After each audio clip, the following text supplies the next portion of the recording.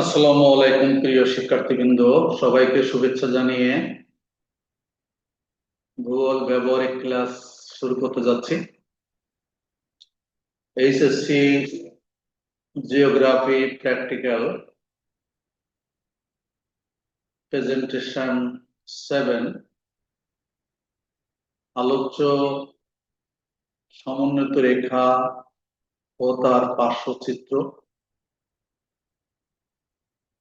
আজকে আমার এটা সপ্তম ক্লাস ব্যবহারিক বিষয়ে। ইতিপূর্বে আমি এই সমন্বিত রেখা ও তার পার্শ্বচিত্র অঙ্কনের জন্য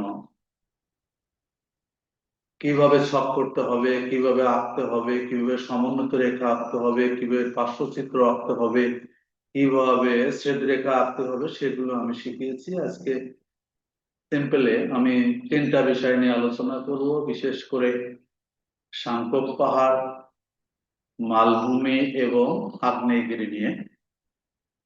প্রায় প্রশ্নে এগুলো এসে থাকে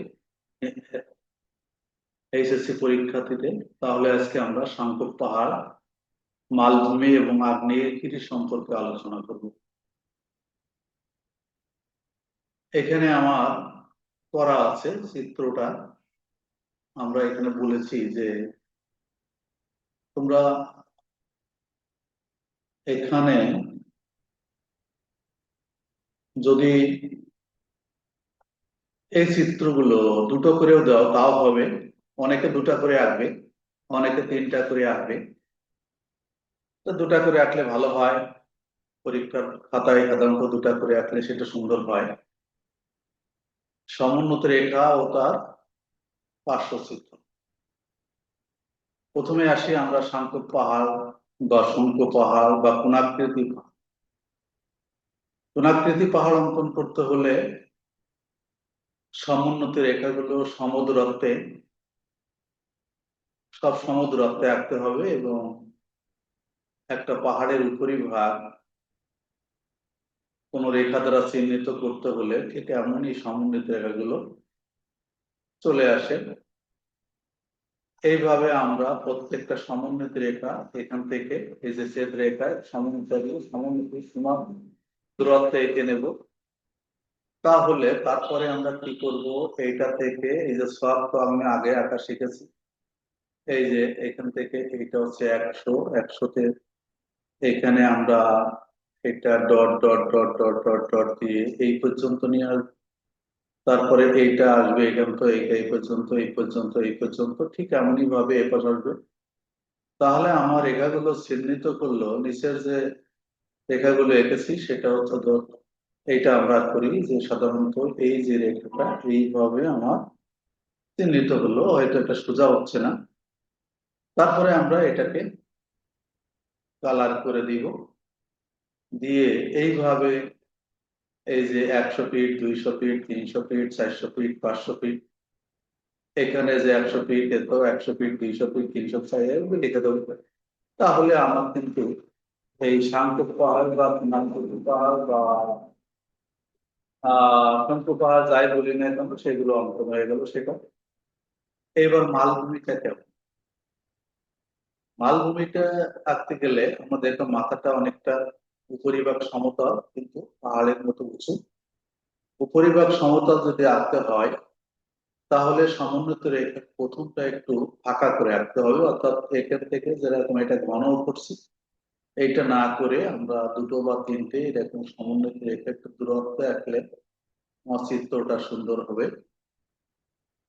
এই সমন্বিত রেখাগুলো একটু দূরত্বে এঁকে দেবো।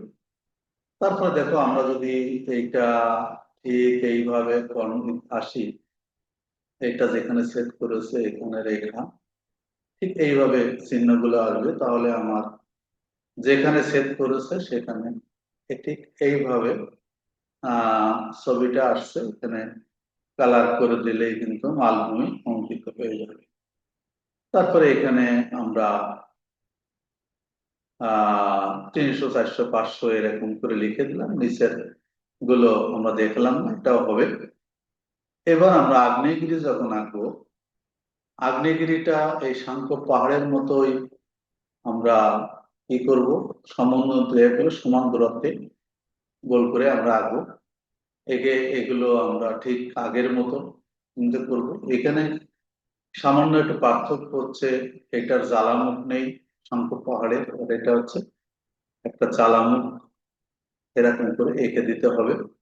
এখানেও ঠিক একটা গুণ চিহ্ন দিলেও হয়ে যায়, বিশেষ করে আগ্নেয়গিরিকে চিহ্নিত করার জন্য ঠিক একই ভাবে আমরা এইভাবে আঁকতে পারি। তাহলে আমরা আজকে শিখলাম সাংখ্য পাহাড়, মালভূমি এবং আগ্নেয়গিরি। আজকে আমি বিস্তারিত আলোচনা করলাম না, এটার কারণ হচ্ছে ইতিপূর্বের যে 6 নম্বর যে ক্লাসটা আছে, সেই 6 নম্বর ক্লাসটা যদি তোমরা দেখে নাও, সেখানে আমার বিস্তারিত আলোচনা আছে এই সবগুলো কিভাবে করতে হবে, তারপরে এই সমুদ্রে কিভাবে আঁকতে হবে, এর মাপটা কত, এগুলো সবই আঁকা আছে। যাই হোক, আমার এখানে